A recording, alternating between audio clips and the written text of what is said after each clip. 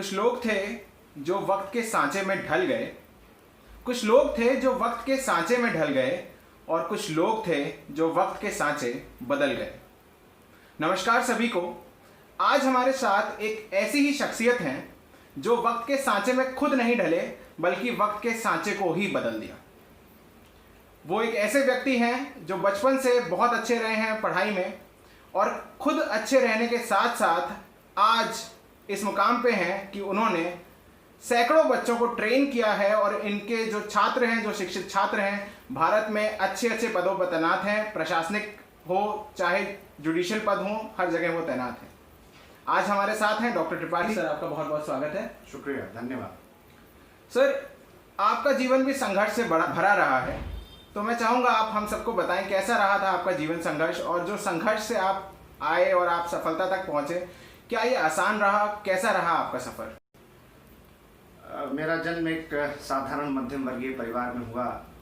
मेरे पिताजी उत्तर प्रदेश न्यायिक सेवा में थे और जुडिशियल सर्विसेज में होने के कारण हर 3 साल पर ट्रांसफ़र होता था। तो मेरी स्कूलिंग्स अलग अलग जगहों पर हुई। जहाँ जहाँ उनका ट्रांसफ़र होता था वहाँ हम सब लोग शिफ्ट होते थे उनके साथ। और इस वजह से मेरे केंद्रीय विद्यालय शाहजहाँपुर से लेकर के Stella marriage convent, high school Sultanpur, GIC Pratapgarh, Ballia, Lalitpur, और आखिरकार ग्रेजुएशन मेरा इलाहाबाद यूनिवर्सिटी से पूरा हुआ। लेकिन जब मैं ग्रेजुएशन फर्स्ट ईयर में था तभी मेरे पिताजी का देहावसान हो गया। वो उस समय ज़िला जज बदायूं के पद पर थे, और अचानक उनके देहावसान से बहुत पारिवारिक जिम्मेदारियां मेरे ऊपर आ गईं। परिवार बड़ा था, रहने के लिए कोई जगह, कोई मकान नहीं थी, ऐसा कोई स्थान नहीं था जहां हम जाते। गांव जा सकते थे, लेकिन वहां जाने पर फिर करियर, पढ़ाई लिखाई, इसकी दिक्कतें थीं, इसकी समस्याएं थीं, चुनौतियां थीं। और फिर मुझे डाइंग इन हार्नेस में, यानी मृतक आश्रित के रूप में इलाहाबाद हाई कोर्ट में एज ए क्लर्क नौकरी मिली। और 1992-93 से मैंने इलाहाबाद हाई कोर्ट में, उस समय एलडीसी कहा जाता था, लोअर डिवीज़न क्लर्क, जिसको आज एआरओ यानी कि समीक्षा अधिकारी कहते। उस दौरान मैं ग्रेजुएशन कर रहा था। पढ़ने लिखने में मैं शुरू से बहुत अच्छा था। मुझे लगा कि 18-19 साल की उम्र में मैं इलाहाबाद हाई कोर्ट में छोटे बाबू बन करके भर्ती हो गया हूँ। 58-60 की उम्र में बड़े बाबू बनकर रिटायर हो जाऊँगा, मेरा तो करियर ख़त्म हो जाएगा। बड़ी समस्याएं थीं, बहनों की शादियां नहीं हुई थीं। जब तक पिताजी सरकारी नौकरी में थे जी, तो उनको आवास की सुविधा मिलती थी, तमाम सरकारी पद से जुड़ी सुविधाएं मिलती थीं। उनके जाने से ये सारी सुविधाएं एक साथ चली गईं, तो बहुत सारी आर्थिक समस्याएं आईं। और मदर को फैमिली पेंशन मिलने में 1.5 से 2 साल का वक्त लग गया। वो 1.5-2 साल बहुत ही स्ट्रगल के, बहुत संघर्षपूर्ण रहे, जिसमें मैंने अपनी पढ़ाई के साथ साथ हाई कोर्ट इलाहाबाद में नौकरी जारी रखी, क्योंकि इसके अलावा कोई विकल्प नहीं था। परिवार को सपोर्ट करना था, और पैसे इतने नहीं मिलते थे उस समय। जो लोअर डिवीज़न क्लर्क की मेरी सैलरी स्लिप अगर आप देखेंगे तो कुल मिलाकर के gross net salary in hand 3200 रुपये आती थी। 5-6 लोगों का परिवार था, जिसमें ये संभव नहीं था, मकान का किराया, घर के खर्चे। इसलिए मैं हाई कोर्ट के अलावा भी बहुत सारे काम करता था, जैसे कि अखबार बेचने का काम, अखबार बांटने का काम करता था, एक आध जगह ट्यूशन्स पढ़ा लेता था, और इलाहाबाद में जॉन्सटनगंज में कुछ दुकानें हैं, वहाँ उनकी अकाउंटिंग वगैरह का काम कर लिया करता था। इस तरीके से छोटे मोटे काम करके कई जगह एक्स्ट्रा इनकम के रूप में 1000-1200 रुपये मिल जाया करते थे। किसी तरीके से खर्चा चलता था। और फिर मैंने अपने ग्रेजुएशन करने के बाद combined defence services examination CDSE का एग्जामिनेशन क्वालिफाई किया, और मैं 22 SSB बेंगलोर से रिकमेंड हुआ फौज में बतौर कमीशन ऑफिसर ट्रेनिंग लेने के लिए। मैं gentleman cadet 19367 SSC ND 65 course के लिए OTA Chennai, officers training academy Chennai गया। इस बीच CPO सेंट्रल पुलिस ऑर्गेनाइजेशन में असिस्टेंट कमांडेंट के पद पर भी चयन हुआ और इलाहाबाद हाई कोर्ट से मैंने त्यागपत्र दे करके इन जगहों की ओर अपना करियर बनाने की शुरुआत की, लेकिन वो भी बहुत लंबा नहीं चला और उसके बाद फिर मैं फ़ौज से बाहर आया और मुझे फिर लखनऊ यूनिवर्सिटी में मैंने मास्टर्स इन पब्लिक एडमिनिस्ट्रेशन में दाखिला लिया। इस बीच मैंने डिप्लोमा इन एक्सपोर्ट मैनेजमेंट और post graduate diploma in environment and ecology का भी कोर्स कंप्लीट कर लिया था और लॉ इलाहाबाद यूनिवर्सिटी से मेरा पूरा हो चुका था। उसके बाद मैंने masters in public administration Lucknow university से किया और डॉक्टरेट भी मैंने पब्लिक एडमिनिस्ट्रेशन में लखनऊ यूनिवर्सिटी से किया। यही वो दौर था जब मुझे वैद ICS लखनऊ में सिविल सर्विसेज के इंस्टीट्यूट में IAS, PCS और PCSJ की तैयारी करने वाले बच्चों को पढ़ाने का मौका मिला और मैं बतौर पब्लिक एडमिनिस्ट्रेशन सब्जेक्ट के एक एक्सपर्ट के रूप में ऑप्शनल सब्जेक्ट और जनरल स्टडीज़ में इंडियन पॉलिटी, कॉन्स्टिट्यूशन और गवर्नेंस ये पढ़ाने लगा। कुछ ही दिनों की पढ़ाई से मेरे बहुत सारे बच्चे IAS, PCS और PCSJ के एग्जामिनेशंस में सेलेक्ट हुए और धीरे धीरे मैं पूरी तरीके से सिविल सर्विसेज के मेंटरिंग, गाइडेंस, ट्रेनिंग में लग गया और मुझे इस फील्ड में बहुत सेटिस्फैक्शन भी मिला, क्योंकि मैंने देखा कि साधारण परिवारों से, सामाजिक आर्थिक पृष्ठभूमि जिनकी कमज़ोर है, गांव के बच्चे, किसान के बच्चे, ऐसे बच्चे जो होनहार हैं, जिनमें क्षमता है, प्रतिभा है, कुछ कर गुजरने का मादा है, जुनून है, लेकिन उनके पास आगे बढ़ने के लिए, पढ़ाई करने के लिए पैसों की कमी है, आर्थिक तंगी है, घर परिवार का सपोर्ट नहीं है, बहुत सारी दिक्कतें थीं। तो मुझे लगा कि मैं अगर इन बच्चों के लिए कुछ भी कर पाऊँगा तो मुझे अपना बचपन, अपना वो समय याद आ जाता था जब मैं सिविल सर्विसेज की तैयारी करके या आगे बढ़ने की अपनी कोशिशों के रूप में अपने सपने देखा करता था और मैं अपने पारिवारिक जिम्मेदारियों और दुश्वारियों की वजह से उनको पूरा नहीं कर पाया। तो मुझे लगा कि मेरे जो खोए हुए सपने हैं वो अगर किसी और की आंखों ने देखे हैं तो उनको साकार करने में मुझे जो भी मदद कर सकता हूँ मुझे करना चाहिए। ये मैं अपने सेल्फ सेटिस्फैक्शन के लिए कर रहा था, ये स्वांतः सुखाय था और इसलिए धीरे धीरे मेरे पढ़ाए हुए बहुत सारे बच्चे सिविल सर्विसेज में, IAS में, PCS में, PCSJ में, सेंट्रल पुलिस ऑर्गेनाइजेशन में, पब्लिक सेक्टर में, CPU में, बहुत सारी जगहों पर पब्लिक एंटरप्राइजेस से जुड़े तमाम पदों पर सेलेक्ट हुए और आज मुझे सिविल सर्विसेज में पढ़ाते हुए 22 साल से ज़्यादा हो चुका है और मैं Indian polity, constitution, governance, international relations, foreign policy, current affairs, general studies का ये बहुत बड़ा सेगमेंट और अब एथिक्स का भी एक पेपर 4 वो पढ़ाता हूँ और पब्लिक एडमिनिस्ट्रेशन ऑप्शनल सब्जेक्ट के रूप में बच्चों को गाइड करता हूँ। ये एक लंबी यात्रा रही है, इस यात्रा में बहुत सारे उतार चढ़ाव रहे हैं, लेकिन वो कहते हैं चला जाता हूँ हंसता खेलता मौजे हवादिस से, अगर आसानियाँ हों ज़िंदगी दुश्वार हो जाए। तो बस इस तरीके से चलता रहा, उतार चढ़ाव के साथ जीवन बीतता रहा। जी सर, बचपन से आप काफ़ी प्रतिभाशाली थे और मैंने ये भी सुना था कि आपने किताब लिखी थी, वो किस्सा जरा आप सबको प्लीज़ बताइए कि क्या हुआ था। क्लास 8th की, शायद 8th या 9th की बात है, आपने किताब लिखी थी। क्लास 8th में था उस समय जी, जबकि दिल्ली में उस समय दिल्ली में स्टेट इलेक्टेड गवर्नमेंट नहीं होती थी, चीफ मिनिस्टर और काउंसिल ऑफ मिनिस्टर नहीं होते थे, बल्कि चीफ एग्जीक्यूटिव काउंसिलर का पद होता था जो कि आज चीफ मिनिस्टर के इक्विवेलेंट है। तो उस समय श्री जगप्रवेश चंद्र साहब मुख्य कार्यकारी पार्षद चीफ एग्जीक्यूटिव काउंसिलर के पद पर थे। तो उन्होंने एक अखिल भारतीय लेखन प्रतियोगिता इतिहास के लिए कराई थी, all India book writers competition in history. एक किताब MA के कोर्स के लिए इंडियाज स्ट्रगल फॉर इंडिपेंडेंस, भारतीय स्वाधीनता संग्राम का इतिहास, आधुनिक इतिहास पर ये किताब लिखी जानी थी। चूँकि मुझे हिस्ट्री में बड़ा शौक था पढ़ने लिखने का और मैं जब मेरे father administrative training institute ATI Nainital में, तब उत्तराखंड और उत्तर प्रदेश अलग नहीं थे और नैनीताल उत्तर प्रदेश का ही हिस्सा हुआ करता था, जहाँ पर UP के IAS और PCS ऑफिसर्स की, जुडिशियल ऑफिसर्स की ट्रेनिंग हुआ करती थी। तो मेरे फादर वहाँ ज्वाइंट डायरेक्टर लॉ के पोस्ट पर थे। उस दौरान वहाँ पर जो लाइब्रेरी थी वो बहुत अच्छी लाइब्रेरी थी और उसमें तमाम लिटरेचर, हिस्ट्री, बहुत सारी किताबें थीं। और जब वो नैनीताल में पोस्टेड थे और हम वहाँ जाते थे तो बहुत सारा वक्त मैं वहाँ लाइब्रेरी में बिताता था। मैंने बहुत सारी किताबें वहाँ पढ़ी। सच पूछिए तो मैंने हिस्ट्री में जो कुछ सीखा वहाँ की लाइब्रेरी का बड़ा योगदान रहा। और इसी के साथ मैंने पोएट्री में, जिसमें कि उर्दू पोएट्री, हिंदी और इंग्लिश लिटरेचर, ये काफ़ी पढ़ने का मुझे मौका मिला। तो मुझे लगा कि ये किताब मुझे लिखना चाहिए और फिर मैंने वो किताब लिखी। तब मैं 8th में था।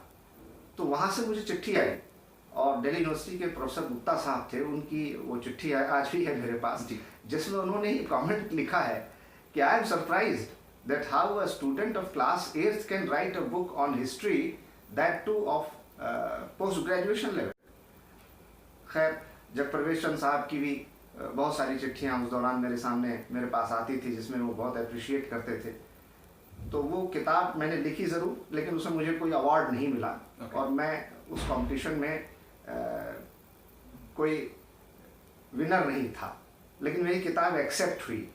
और यही एक मुझे बहुत संतोष हुआ और गर्व भी हुआ कि मैंने भारत के आधुनिक इतिहास पर क्लास 8th में किताब लिखी थी।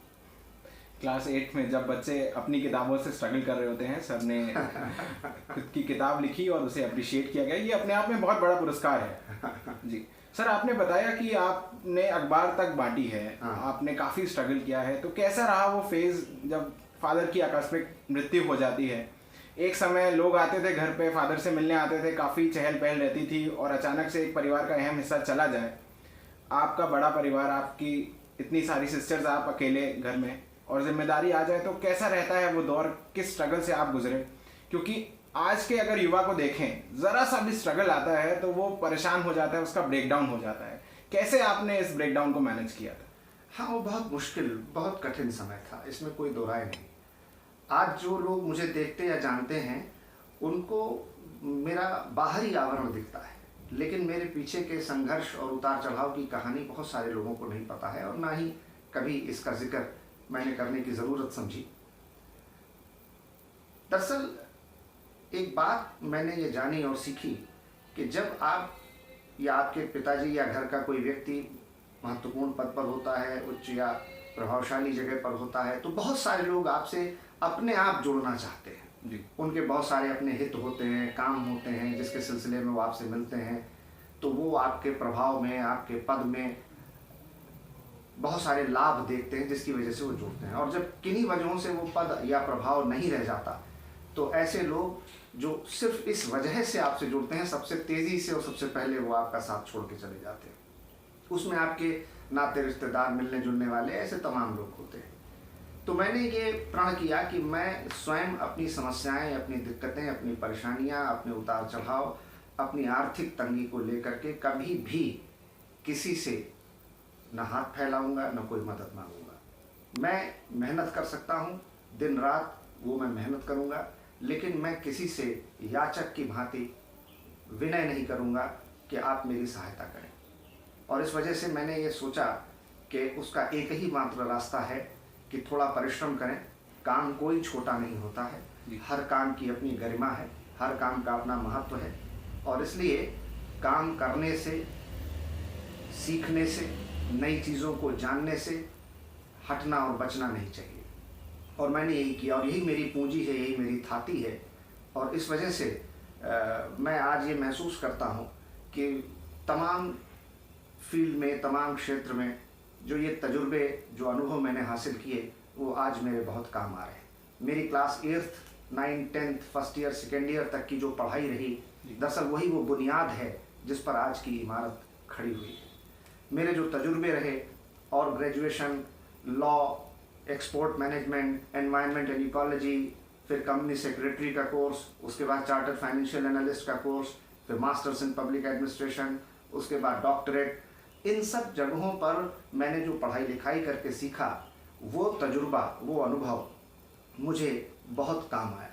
और उसकी वजह से आज मैं किसी भी फील्ड में जब कुछ बातचीत करता हूँ तो मुझे ऐसा नहीं लगता कि ये मेरे लिए नया है।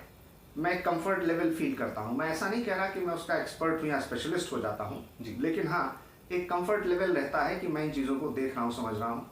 तो मैं आज के दौर के युवाओं से, अपने साथियों से, किशोरों से और बच्चों से कहूँगा कि पढ़ाई आपकी सबसे बड़ी पूंजी है, मेहनत आपकी सबसे बड़ी कमाई है, और इसलिए आप पढ़ाई और मेहनत करने से कभी भी न भागे न बचें।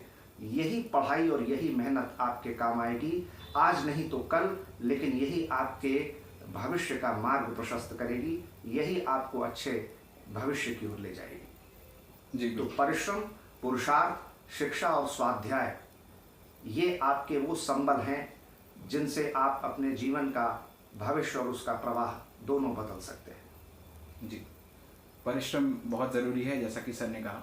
सर, आपको सरकारी नौकरी मिल गई थी, आपको एक क्लर्क की नौकरी मिल गई थी। नॉर्मली क्या होता है, जो एक मेंटालिटी होती है इंसान की कि एक सरकारी नौकरी मिल गई, अब हम संतुष्ट हैं, अब हमें कोई मतलब नहीं है। बट आपका जो विजन रहा अपने आप को लेके काफ़ी प्रोग्रेसिव रहा, आप आगे बढ़ते गए और आपने जैसा कि अभी बताया कि मैं अगर आज जूनियर क्लर्क हूँ, शायद मैं सीनियर क्लर्क की पोजीशन पे रिटायर हो जाता, मेरा जीवन वहीं पे समाप्त हो जाता। ये आपका प्रोग्रेसिव सोच कैसे आई कि नहीं, अब मुझे और आगे बढ़ना है, अब और आगे बढ़ना है, और इतने सारे जो आपने हमें बताया कि आप... एक बात मैं ये बताऊं आपको जी कि मैं नियति में, प्रारब्ध में बहुत विश्वास करता हूँ। मैं फैटलिस्ट, और इस लिहाज से देखें तो वैदिक साहित्य और इस्लाम दोनों में प्रारब्ध का, नियति का बड़ा महत्व बताया गया है। और मेरा ये मानना भी है कि हर धर्म, मजहब, रिलीजन में अगर आप उसकी गहराई में जाएं जी तो आप पाएंगे कि एक चीज़ है जिसको डेस्टिनी या नियति कहते हैं, और वो आपको अपनी ओर खींचती है, वहाँ ले जाती है। आप उसी दिशा में प्रयास करने लगते हैं। जिस दिशा में आपकी नियति है, प्रारब्ध है, आपका पुरुषार्थ, आपका प्रयास भी उसी दिशा की ओर बढ़ने लगता है।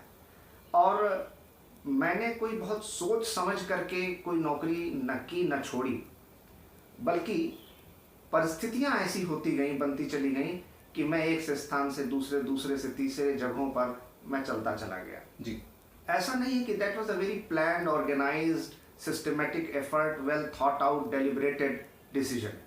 That was impromptu, spontaneous, and situations were such that prevailed upon me, and I just sailed through with the passage of time. हाँ, एक बात ज़रूर रही कि कितने भी अपने स्ट्रगल के दिनों में, बुरे वक्त में, संघर्ष के समय में, मैंने 3-4 चीज़ें हमेशा अपने साथ रखी कि कोई गलत काम नहीं करूँगा जी, कोई भी ऐसा कार्य जिससे मुझे ग्लानि हो, अपराध बोध हो, मुझे लगे कि नहीं मैंने गलत किया है, ये नहीं करूँगा। और किसी भी काम को जो कि कानूनी रूप से सही है, उसको करने के लिए छोटा बड़ा काम ये नहीं देखूँगा। जहाँ तक हो सकेगा परिश्रम, पुरुषार्थ, स्वाध्याय और अध्ययन, ये मैं पूरे मन से करूँगा, और ये मैं करता रहा, और उसकी वजह से मैं धीरे धीरे ज़िंदगी के कारवां में आगे बढ़ता चला गया। आज मैं देखता हूँ पीछे तो मुझे लगता है कि जहाँ आज मैं पहुँचा हूँ, ये मैंने सोचा नहीं था। या मैं सिविल सर्विसेज में पढ़ाऊँगा, मेरे बच्चे पढ़ाए हुए आज कई ज़िलों में डिस्ट्रिक्ट मजिस्ट्रेट हैं, अब वो कमिश्नर लेवल पर पहुँच रहे हैं, पुलिस में DIG, IG लेवल पर हैं, और जो मेरे साथ इलाहाबाद हाई कोर्ट में थे, आज 20, 22, 23 सालों में वो ज़्यादा समय हो रहा है, जॉइंट रजिस्ट्रार के पद पर पहुँच चुके हैं। तो उन्होंने भी अपने अपने क्षेत्र में अपने तरीके से उन्नति और प्रगति हासिल की है। हर व्यक्ति को इसी आसमान के नीचे अपना एक छोटा सा ज़मीन का टुकड़ा ज़रूर मिलता है। मुझे भी मिला, आपको भी मिलेगा। बस हारिए न हिम्मत, बिसारिए न राम, करते रहिए अपना काम। जी सर, तो हिम्मत नहीं हारनी है आपको और काम करते रहना है। जैसा कि सर ने बताया कि अगर आप काम करते रहेंगे तो आपको आपके हक का ज़मीन का टुकड़ा इस आसमान के नीचे ज़रूर मिलेगा। ज़रूर। बहुत बहुत शुक्रिया सर, आपने हमारे लिए समय निकाला। My privilege, my honour, my pleasure. मेरा सम्मान, मेरा सौभाग्य कि मैं आपके साथ इस कार्यक्रम में जुड़ा। धन्यवाद। सब्सक्राइब बटन दबाएं अगर आपको ये वीडियो अच्छा लगा। अगर आप किसी को जानते हैं जिनकी कहानी इंस्पायरिंग है तो हमें बताएं और हम उनकी कहानी दुनिया को बताएंगे।